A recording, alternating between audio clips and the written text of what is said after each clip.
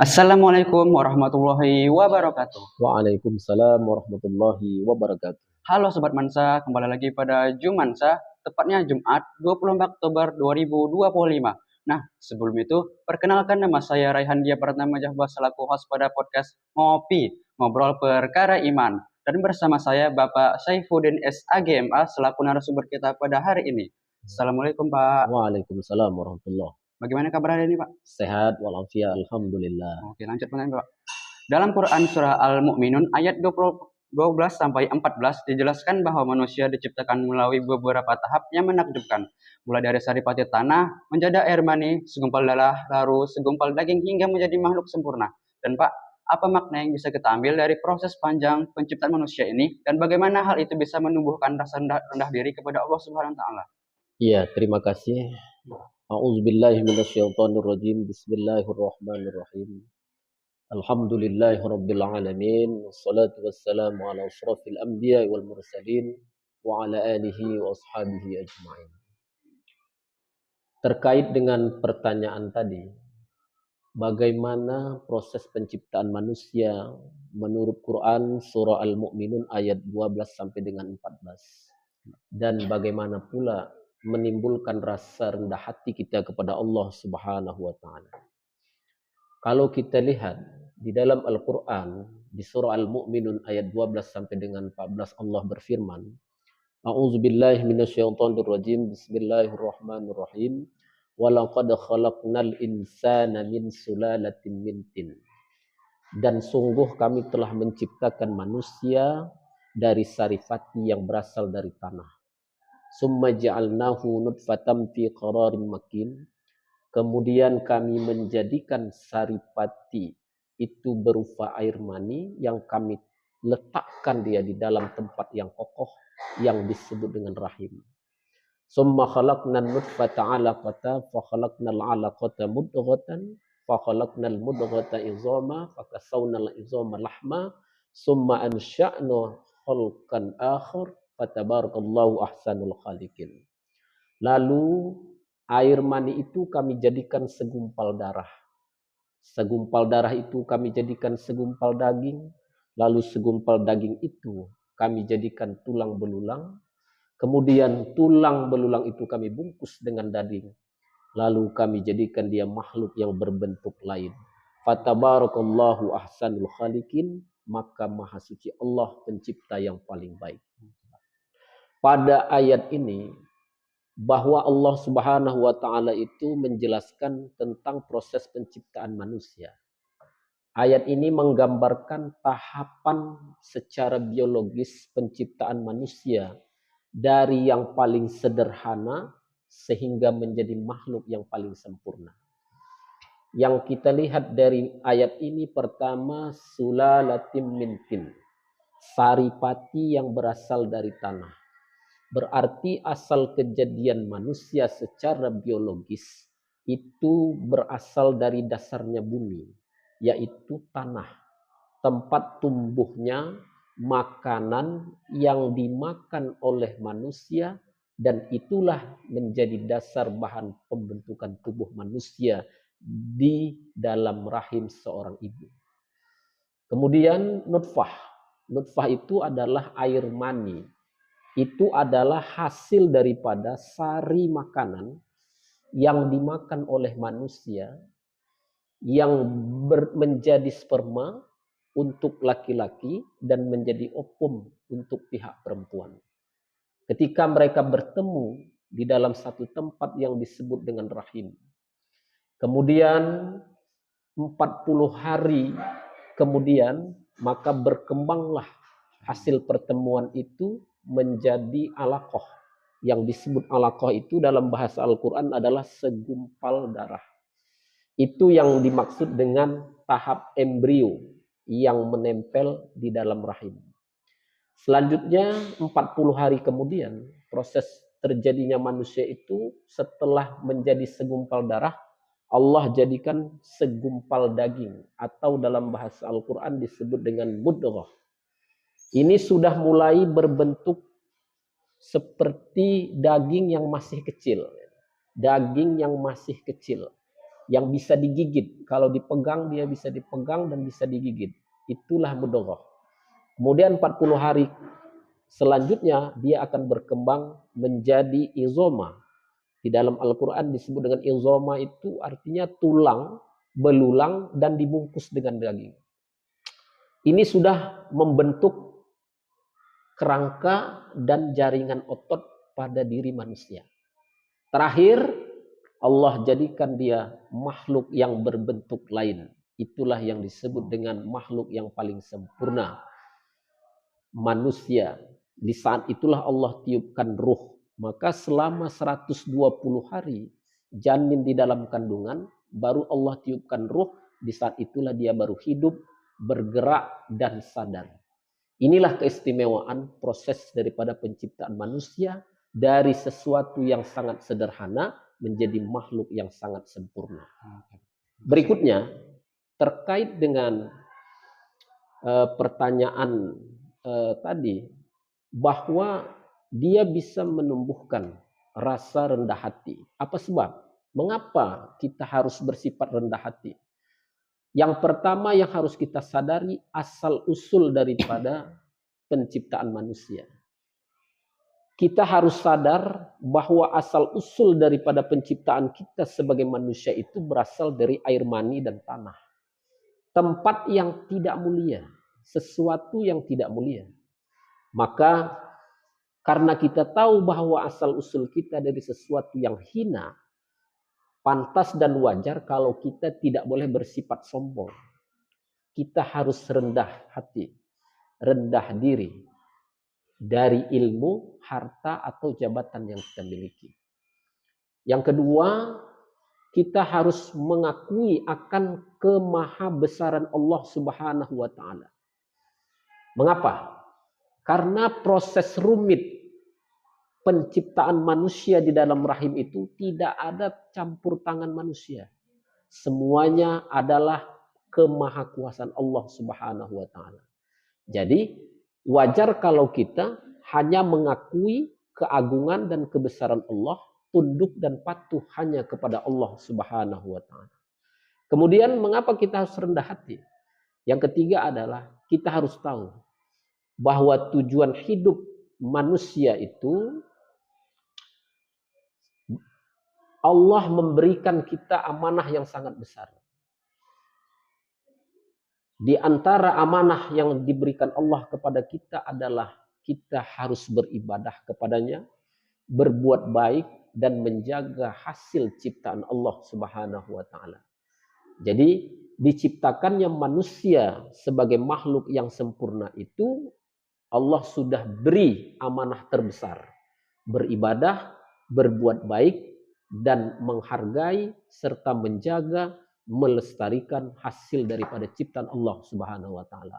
Yang keempat, mengapa kita harus rendah hati, rendah diri sebagai makhluk ciptaan Allah? Itu menumbuhkan rasa syukur dan tawaduk kita kepada Allah Subhanahu wa Ta'ala. Kalau kita ingat asal daripada proses penciptaan manusia, maka kita harus merendahkan hati. Menyadari bahwa semua kemampuan, semua kehidupan itu hanya karunia Allah Subhanahu wa Ta'ala. Karena rahmat Allah, karena karunia Allah, kita dapat hidup, kita dapat bekerja, kita dapat berkarya, dan karena rahmat Allah pula lah menyebabkan kita untuk masuk ke dalam surganya Allah Subhanahu wa Ta'ala. Itu mungkin untuk pertanyaan yang pertama. Oke Pak, lanjut Pak. Dalam Quran Surah An-Nahl ayat 78 disebutkan bahwa Allah mengeluarkan manusia dari perut ibu dalam keadaan tidak mengetahui apapun, lalu diberi pendengaran, penglihatan, dan hati nurani. Nah Pak, mengapa 3 anugerah ini dianggap penting dalam kehidupan manusia, dan bagaimana cara kita memanfaatkannya agar menjadi pribadi yang bersyukur? Iya. Di dalam Al-Quran, surah An-Nahl ayat 78, Allah berfirman, A'udzubillahi minasyaitonirrajim, bismillahirrahmanirrahim. Wallahu akhrajakum min butuni ummahatikum la ta'lamuna syai'a. Allah telah mengeluarkan kamu dari perut ibumu dalam keadaan tidak mengetahui sesuatu apapun. وَجَعَلَ لَكُمُ السَّمْعَ وَالْأَبْصَارَ وَالْأَفْئِدَةَ لَعَلَّكُمْ تَشْكُرُونَ. Dan dia menjadikan untukmu pendengaran, penglihatan, dan hati agar kamu bersyukur. Itu adalah ayat Al-Quran yang memberikan sebuah isyarat kepada kita. Ternyata Allah Subhanahu wa Ta'ala itu telah memberikan 3 anugerah terbesar kepada manusia. Karena manusia itu ketika dia dilahirkan ke permukaan bumi, dia tidak mengetahui apapun. Tetapi karena Allah berikan 3 anugerah terbesar ini, maka nanti pada akhirnya dia manfaatkan ketiga anugerah ini, dia akan menjadi orang yang memiliki pengetahuan, memiliki pengalaman, dan dia mampu berpikir secara mendalam. Apa yang 3 itu? 3 anugerah yang terbesar itu. Yang pertama, Allah ciptakan kepada manusia yang disebut dengan pendengaran. Jadi pendengaran itu dalam bahasa Al-Quran disebut as-sam'. Alat yang dipergunakan untuk menerima ilmu pengetahuan. Pendengaran alat yang bisa dipergunakan untuk mendapatkan petunjuk. Dan pendengaran adalah alat yang bisa kita pergunakan untuk mendengarkan nasihat. Jadi manusia itu belajar pertama kali melalui pendengaran. Jika pendengaran ini tidak berfungsi, maka dia tidak akan pernah bisa mendapatkan pengetahuan itu secara sempurna. Itu makanya Allah kasih, Allah jadikan, Allah ciptakan pendengaran kepada manusia agar dia dapat menerima ilmu pengetahuan secara baik dan sempurna yang pada akhirnya dia menjadi orang yang tahu. Yang kedua, anugerah yang terbesar yang diciptakan Allah kepada manusia adalah penglihatan, al-absar.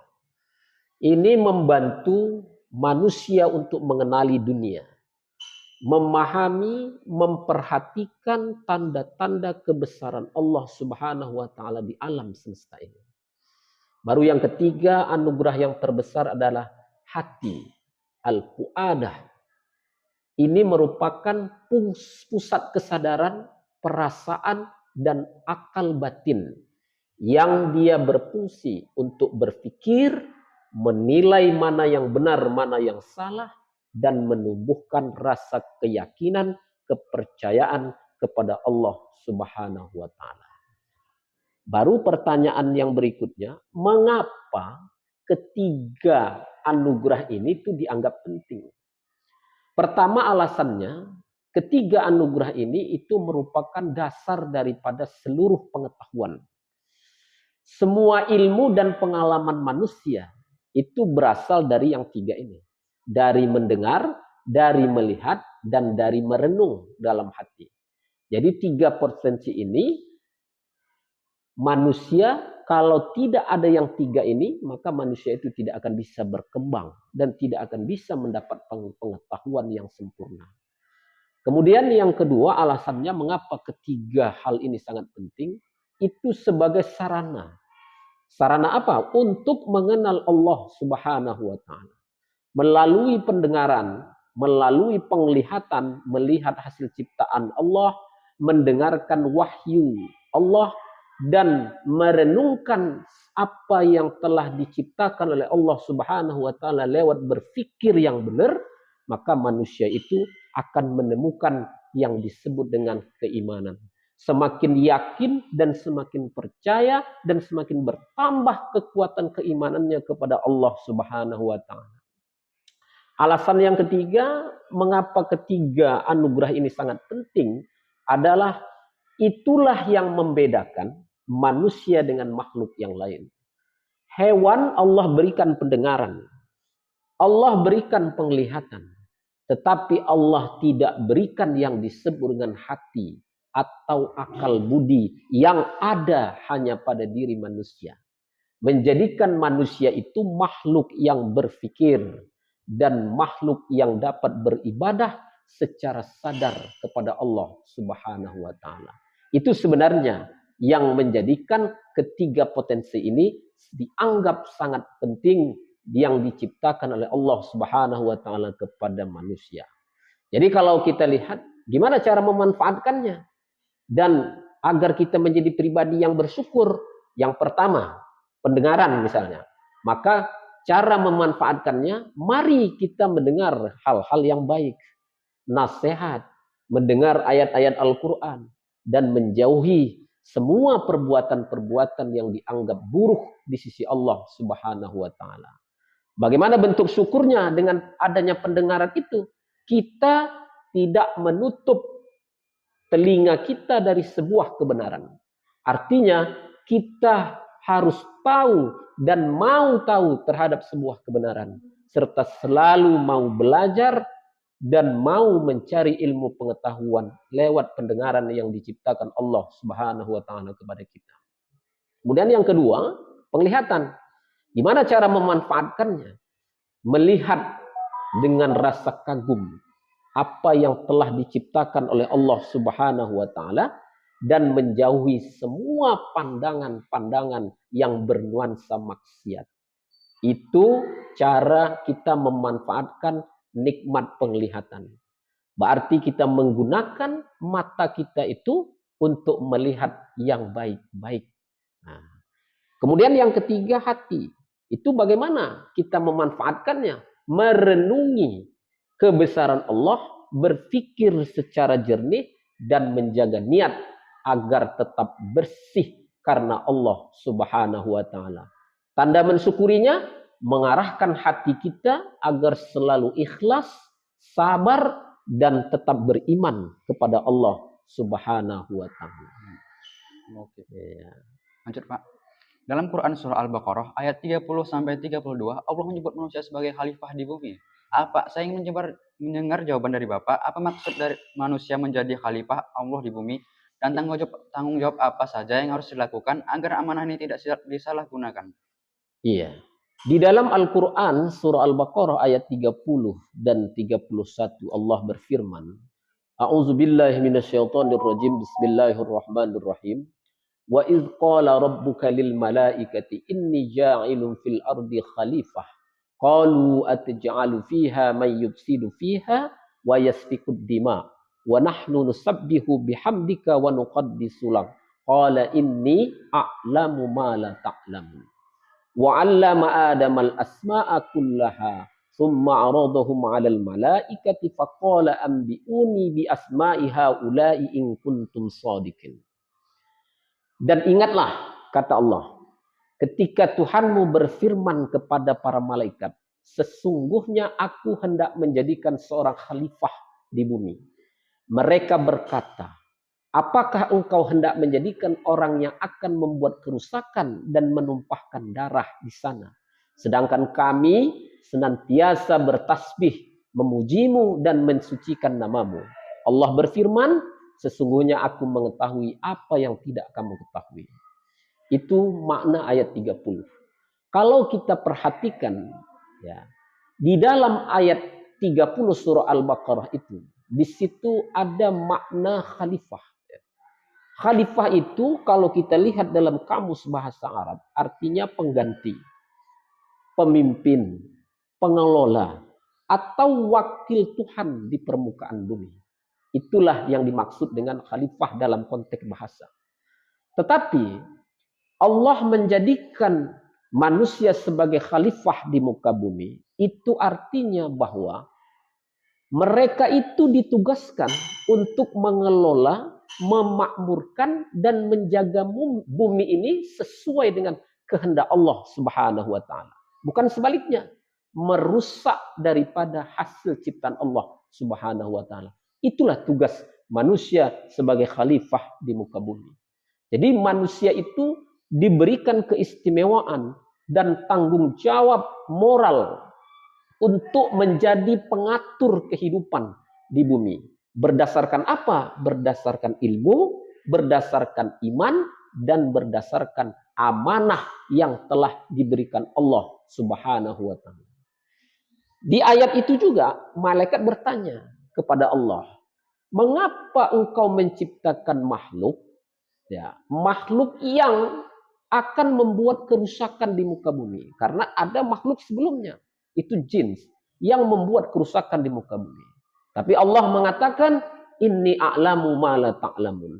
Aku, kata Allah, lebih mengetahui apa yang tidak kamu ketahui. Artinya, Allah itu Allah itu telah memberikan potensi kepada manusia. Potensi ilmu, potensi akal, dan spiritualitas yang akan dimiliki oleh manusia yang akan membuatnya layak untuk menjadi seorang khalifah di permukaan bumi. Dengan modal ilmu, dengan modal akal, dan modal spiritual, maka dia layak untuk menjadi khalifah di permukaan bumi. Jadi Allah punya kita harus yakin akan ciptaan Allah itu tidak ada yang sia-sia di permukaan bumi ini. Jadi Allah menciptakan manusia sebagai khalifah, bahwa manusia itu sanggup untuk menjaga, mengatur, dan mengelola hasil ciptaan Allah yang ada di permukaan bumi ini dengan ilmu, dengan akal, dan dengan tingkat spiritualitas manusia yang tinggi, yang mereka tetap beriman kepada Allah Subhanahu wa Ta'ala. Oke, Pak. Lanjut, Pak. Quran Surah Al-Zariyat ayat 56 menegaskan bahwa tujuan penciptaan jin dan manusia adalah untuk beribadah kepada Allah. Nah, Pak, bagaimana bentuk ibadah yang sesungguhnya menurut ayat ini? Dan apa bedanya antara ibadah yang berupa bentuk ritual dengan ibadah dalam arti kehidupan sehari-hari? Di dalam Al-Quran itu Allah berfirman di dalam surah Az-Zariyat ayat 56. A'udzubillahi minasyaitonirrajim. Bismillahirrahmanirrahim. Wa ma khalaqtul jinna wal insa illa liya'budun. Dan tidaklah aku ciptakan jin dan manusia kecuali atau melainkan untuk beribadah kepadaku. Ayat ini itu menegaskan tentang tujuan utama manusia diciptakan oleh Allah Subhanahu wa Ta'ala. Bukan sekedar manusia itu diciptakan untuk makan, untuk bekerja, dan untuk mencari kehidupan dunia. Tetapi Allah ciptakan manusia itu tidak lain dan tidak bukan pada akhirnya adalah bagaimana dia bisa mengabdi, menyembah kepada Allah Subhanahu wa Ta'ala dalam bentuk aktivitas ibadah. Itu yang perlu kita garis bawahi. Jadi ketaatan manusia kepada Allah itu bagian dari bukti bahwa manusia itu memang diciptakan oleh Allah Subhanahu wa Ta'ala untuk beribadah kepadanya. Maka liya'budun pada ayat itu menyembah, untuk menyembah Allah itu maknanya sangat luas. Segala bentuk penghambaan, segala bentuk ketaatan, dan segala bentuk pengakuan bahwa Allah adalah satu-satunya Tuhan, itu bagian dari makna liya'budun itu. Makanya ibadah tidak hanya kita artikan dalam bentuk melaksanakan sholat, melaksanakan puasa, berzakat, dan haji. Tetapi ibadah harus bisa kita maknai secara luas. Bahwa segala perbuatan yang baik yang diniatkan hanya kepada Allah Subhanahu wa Ta'ala itu termasuk daripada ibadah. Makanya di dalam Islam ada namanya ibadah mahdhah. Ibadah mahdhah itu adalah aktivitas ibadah yang sudah ditentukan waktunya, tata caranya sudah ditentukan di dalam Islam. Seperti sholat, puasa, berzakat, haji sudah ditentukan. Kapan pelaksanaannya, bagaimana tata cara pelaksanaannya. Tapi ada ibadah yang lebih luas daripada itu, yang disebut dengan ibadah ghairu mahdhah. Itulah yang disebut ibadah yang segala aktivitas yang diniatkan karena Allah Subhanahu wa Ta'ala itu termasuk bernilai ibadah. Seperti belajar dengan niat untuk mencari keridhaan Allah, itu ibadah. Kedua, bekerja dengan jujur untuk menafkahi keluarga, itu bernilai ibadah. Yang ketiga, menolong orang lain dengan niat karena Allah Subhanahu wa taala, itu ibadah.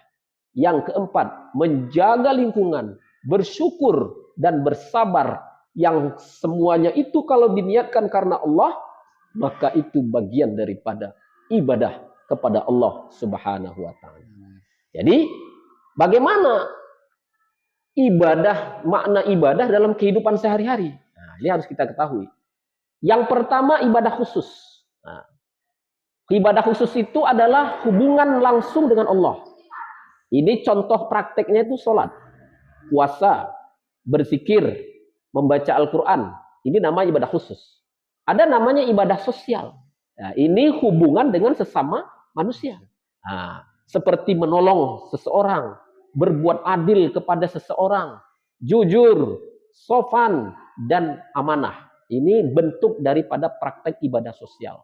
Baru yang ketiga, ibadah universal. Apa itu? Menjaga semua ciptaan Allah Subhanahu wa taala. Bagaimana prakteknya? Merawat alam semesta dan tidak merusak bumi yang diciptakan oleh Allah Subhanahu wa taala. Jadi, apa pesan spiritual daripada ayat ini? Ya, ini perlu kita ketahui. Yang pertama, hidup itu bukan tanpa arah. Manusia diciptakan bukan kebetulan, tapi untuk misi pengabdian dan penghambaan diri kepada Allah Subhanahu wa taala. Dua, ibadah adalah bentuk cinta kita kepada Allah Subhanahu wa taala. Kemudian yang ketiga, semua aktivitas kita bisa bernilai ibadah di sisi Allah Subhanahu wa taala asalkan diniatkan sesuai dengan tuntunan syariat ajaran Islam yang sebenarnya, yang bersumber dari Al-Quran maupun hadis-hadis Rasulullah Sallallahu Alaihi Wasallam. Dari keseluruhan ayat dan hadis tentang penciptaan manusia, kita tahu bahwa manusia adalah makhluk istimewa, tapi juga memiliki tanggung jawab besar. Nah, Pak, bagaimana cara membuktikan rasa syukur itu atas penciptaan kita sebagai manusia, baik kepada Allah maupun kepada sesama manusia lainnya? Iya. Bersyukur itu kan artinya mengakui nikmat Allah. Ya. Memuji Allah dan mempergunakan nikmat Allah itu sesuai dengan kehendak Allah. Itu makna bersyukur. Jadi orang yang bersyukur karena sudah diciptakan oleh Allah Subhanahu wa taala, berarti dia menyadari bahwa manusia itu, bahwa hidupnya manusia itu, akal yang diberikan, tubuh dan potensi yang dimiliki oleh manusia itu adalah karunia dari Allah Subhanahu wa taala. Lalu dia gunakan semuanya itu untuk beribadah kepada Allah Subhanahu wa taala, bukan untuk melakukan perbuatan maksiat atau tidak untuk kesombongan diri di hadapan manusia ataupun di hadapan Allah Subhanahu wa taala. Bagaimana cara kita bersyukur kepada Allah? Nah, yang pertama, bersyukur itu dengan hati. Bagaimana menyadari dan merasakan bahwa nikmat Allah itu adalah sesuatu yang sangat besar. Dan kita kagum akan kebesaran Allah Subhanahu wa taala. Maka kalau kita merenungi proses penciptaan manusia di dalam Al-Quran surah Al-Mu'minun ayat 12 sampai dengan 14, itu bagian daripada contoh nyata bahwa kita bersyukur dengan hati. Kemudian kita rendah hati karena kita tahu bahwa kita diciptakan dari sesuatu yang hina, dari sesuatu yang rendah, tidak pantas bagi kita untuk berlaku sombong, tidak pantas bagi kita untuk berlaku bersikap egois, dan tidak pantas bagi kita untuk membanggakan diri karena kita diciptakan dari sesuatu yang rendah, dari sesuatu yang tidak mulia, dari air yang hina, dari tanah yang itu merupakan bagian terendah di dalam hasil ciptaan Allah Subhanahu wa taala. Yang kedua, kita harus bersyukur itu syukur dengan lisan. Bersyukur dengan lisan ini mengucapkan pujian dan selalu berzikir kepada Allah Subhanahu wa taala. Contoh prakteknya, kita selalu melafazkan lafaz alhamdulillahirabbil alamin. Itu salah satu cara kita bersyukur dengan lisan. Di setiap nikmat yang kita terima, di setiap rezeki yang kita peroleh, kita selalu melafazkan kalimat alhamdulillah. Kemudian kita selalu berdoa kepada Allah Subhanahu wa taala sebagai ungkapan rasa syukur kita dan selalu menceritakan nikmat Allah Subhanahu wa taala tanpa ada kesombongan di dalam hati kita. Yang ketiga, bersyukur itu dengan perbuatan. Berarti kalau kita bersyukur dengan perbuatan, menggunakan seluruh nikmat, baik itu akal, tubuh, dan waktu untuk taat kepada Allah Subhanahu wa taala. Kita sholat, kita berpuasa, kita mengeluarkan zakat, kita melaksanakan haji, berbuat baik, menuntut ilmu, membantu sesama, menjaga diri dari dosa, itu adalah bukti praktek kita bersyukur dengan perbuatan. Maka ada 3 komponen kalau kita bersyukur kepada Allah itu caranya. Dengan hati, dengan perbuatan, dan dengan lisan. Maka Allah berfirman di dalam surah Al-Baqarah ayat 152. Bersyukurlah kepadaku, kata Allah. Dan janganlah kamu mengingkari nikmat. Sedangkan bersyukur dengan sesama manusia bagaimana? Nah itu ya, sesuai dengan pertanyaan tadi. Yang pertama, berbuat baik dan peduli dengan sesama. Yang kedua, kita tidak sombong. Yang ketiga, menjaga akhlak dan berbuat keadilan. Yang keempat, berterima kasih kepada sesama manusia. Jadi kalau kita mengungkapkan rasa terima kasih kita kepada sesama manusia karena dia telah menolong kita, itu bagian dari kita bersyukur kepada Allah Subhanahu wa taala. Karena kata Rasulullah di dalam hadisnya, siapa yang tidak pandai berterima kasih kepada sesama manusia, berarti dia tidak bersyukur kepada Allah Subhanahu wa taala. Maka ciri orang-orang yang benar-benar bersyukur itu ada 4. 1, selalu ingat asal usulnya. Itulah di dalam Quran surah Al-Mu'minun ayat 12 sampai dengan 14 bahwa manusia itu diciptakan dari sesuatu yang hina, yang lemah, maka kita tidak pantas untuk bersikap sombong. Dan kita harus bersyukur dari sesuatu yang hina, Allah ciptakan menjadi makhluk yang paling sempurna. Itulah manusia. Kemudian yang kedua, menggunakan akal, mata, telinga, dan hati yang diciptakan Allah kepada manusia sebagai sarana untuk mendapatkan pengetahuan. Itulah yang dijelaskan Allah di dalam Quran surah An-Nahl ayat 78 yang sudah kita jelaskan di depan tadi. Kemudian yang ketiga, orang yang benar-benar bersyukur itu adalah mereka menjadikan hidupnya untuk beribadah kepada Allah dan bermanfaat untuk orang lain. Ini yang terdapat di dalam Quran surah Az-Zariyat ayat 56. Yang terakhir, bahwa manusia itu tidak mesti berbuat sombong dan tidak merusak bumi sebagai ciptaan Allah, karena Allah ciptakan manusia itu sebagai khalifatul fil ard, sebagai khalifah di muka bumi yang fungsinya untuk mengatur, menjaga, mengelola, merawat bumi dan segala isinya, yang kesemuanya itu difasilitasi Allah untuk semua makhluk hidup agar mereka tetap dapat beribadah kepada Allah Subhanahu wa taala. Itulah makna di dalam Quran surah Al-Baqarah ayat 30, fungsi manusia sebagai khalifah di permukaan bumi. Jadi apa kesimpulannya? Nah, itu ya. Kesimpulan dari semua pembicaraan kita ini bahwa membuktikan rasa syukur atas penciptaan kita sebagai makhluk manusia yang sempurna. Yang pertama, kita mengakui kebesaran dan kemahaagungan Allah Subhanahu wa taala. Kemudian kita mempergunakan semua potensi yang ada pada diri kita ini untuk beribadah kepada Allah Subhanahu wa taala. Melakukan sesuatu yang baik hanya diniatkan untuk mengharapkan keridhaan Allah Subhanahu wa taala. Kemudian kepada Allah maka kita harus taat, beribadah, ikhlas, tidak ingkar terhadap nikmatnya. Sedangkan kepada manusia kita harus bisa berbuat baik, berlaku adil, rendah hati, dan menebarkan manfaat untuk sesama manusia.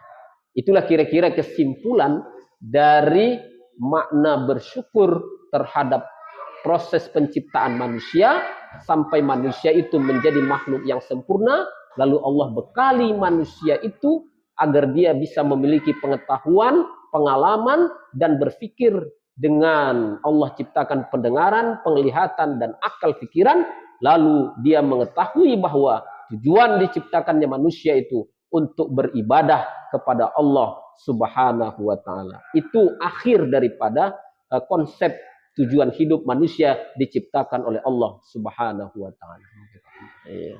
Baik Pak, mungkin itu pertanyaan terakhir dan terima kasih kepada Bapak telah berkenan menjadi narasumber pada podcast Cumansa pada kali ini.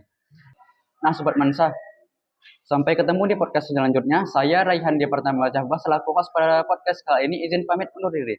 Saya akhiri. Wabillahi taufiq wal hidayah. Wassalamualaikum warahmatullahi wabarakatuh. Waalaikumsalam warahmatullahi wabarakatuh. Mansa, jujur, amanah, santun. Oke.